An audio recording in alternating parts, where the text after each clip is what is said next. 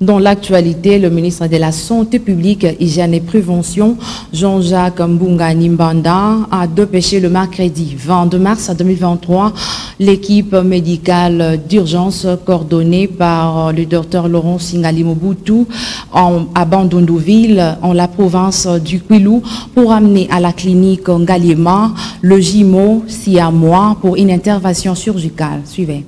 C'est pour une... Ça ne sera pas une très bonne chose. On souhaite qu'il n'y ait pas de choses qui sont très difficiles à séparer en commun. D'urgence que le ministre de la Santé, Jean-Jacques Mbungani Mbanda, a créé l'équipe médicale d'urgence. Saisie de la naissance des enfants siamois à Misaï, en la province du Kwilu, le ministre Jean-Jacques Mbungani a dépêché l'équipe médicale d'urgence coordonnée par les docteurs Laurent Singali Mobutu. Le MI s'est déployé à Bandundouville pour des examens précaires de ces siamois et les a ramenés à Kinshasa, à la clinique Ngaliema, pour passer à une opération chirurgicale. La mère des siamois s'en réjouit du soutien du gouvernement.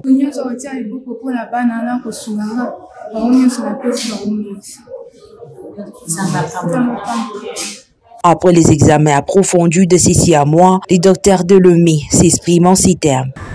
Aussitôt par le ministre de la Santé, Jacques Mbungani, c'était pour déployer le bébé, soit les enfants, soit moi, et ainsi que leurs parents.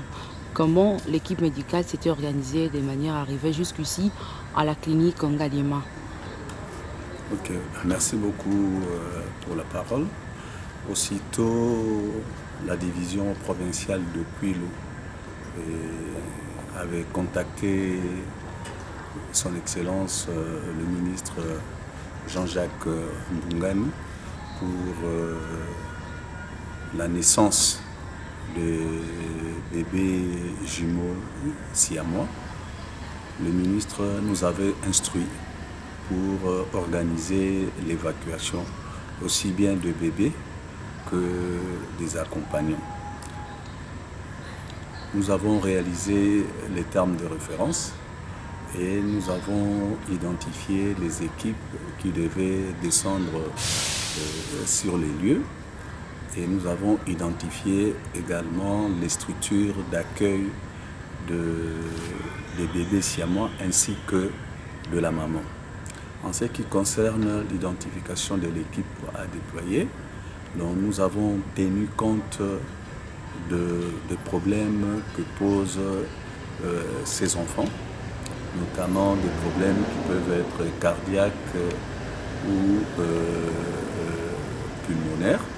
Raison pour laquelle nous avions pris 2 anesthésistes réanimateurs habitués dans les chirurgies thoraciques et chirurgies cardiaques, suivis d'un infirmier urgentiste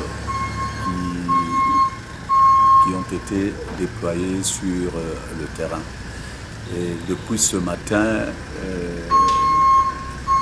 un avion avait été affrété Kantassé et l'équipe est allée dans la ville-province de Bandundu parce que depuis hier déjà on avait organisé le déplacement des enfants siamois avec leur famille du village où ils étaient vers la ville-province de Bandundu. Et là sur place, la division provinciale, que je salue en passant, le docteur J.P. Bassake, qui s'est vraiment battu pour que les enfants soient maintenus en vie jusqu'à ce que nous puissions arriver. Et là, nous félicitons vraiment de la collaboration qui a existé entre le niveau central par le biais du ministre de la Santé ainsi que la province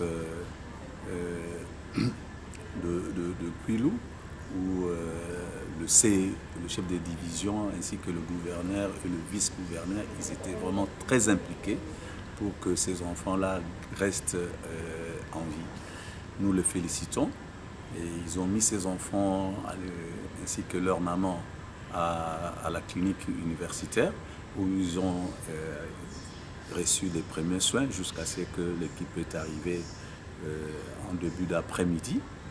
Et l'équipe arrivée sur place a fait une évaluation et il a mis à niveau ses enfants pour pouvoir accepter toutes les différentes perturbations qui pourront être observées lors du vol. Et ces enfants sont arrivés. Ok, docteur Laurent, qu'est-ce qui fait la force de l'équipe médicale d'urgence? Parce que aussitôt vous êtes déployé, ou soit vous engagez sur quelque chose, vous sortiez, soit vous finissiez, mais haute. Le point fort de l'équipe médicale d'urgence, c'est d'abord la formation. Donc c'est une coordination qui est constituée des gens qui sont tellement formés dans les urgences de façon générale. Et la deuxième force, c'est le soutien de notre ministre, comme je le dis très souvent, que le président de la République, son Excellence Félix Antoine Tshisekedi, ainsi que le ministre de la Santé, Dr Jean-Jacques Mbungani Mbanda, sont deux personnalités qui ont vécu le plus longtemps dans des milieux où les urgences sont sérieusement prises en charge. Et ce sont ces deux personnes qui ont une impulsion particulière pour notre pays. Et ce sont eux qui viennent en renfort à l'équipe médicale. Donc si vous n'avez pas le soutien de votre hiérarchie, c'est vraiment une faiblesse et vous ne pouvez pas travailler. Donc comme je le dis, première des choses, c'est la formation. Deuxième des choses, c'est le soutien de notre hiérarchie. La troisième des choses, c'est la compétence des membres de la coordination. Et la quatrième des choses, c'est la promptitude et, comme on disait à l'époque de Mobutu, prêt pour la révolution de tous les membres de l'équipe médicale d'urgence qui sont prêts à être déployés. Cordon, pour finir avec vous aujourd'hui, est-ce qu'on peut espérer avoir tous les 2 bébés vivants après l'opération? Bon, ce qu'il faut dire, les pronostics. Avec la nouvelle technologie dans le domaine de la médecine, espérons à une suite favorable des jumeaux siamois. Ça ne sera pas une très bonne chose. Notre souhait qu'il n'y ait pas de choses qui sont très difficiles à séparer en commun. Que Dieu vous donne. Comment c'est ça d'abord? Oui, mais nous avons reçu les enfants siamois qui sont arrivés ici à 16h50 dans notre centre de chirurgie cardiaque pédiatrique. Quel jour? Je pense qu'on doit faire un bilan chez ces enfants. Alors l'approche elle est essentiellement multidisciplinaire. Alors nous allons peut-être voir dans 3 heures, quand ils seront consultés par tous les médecins que nous avons appelés. Je pense qu'on saura vous dire ce qu'il faudra qu'on fasse sur ces enfants siamois. Mais déjà je peux vous rassurer qu'ils sont arrivés et ils sont vivants.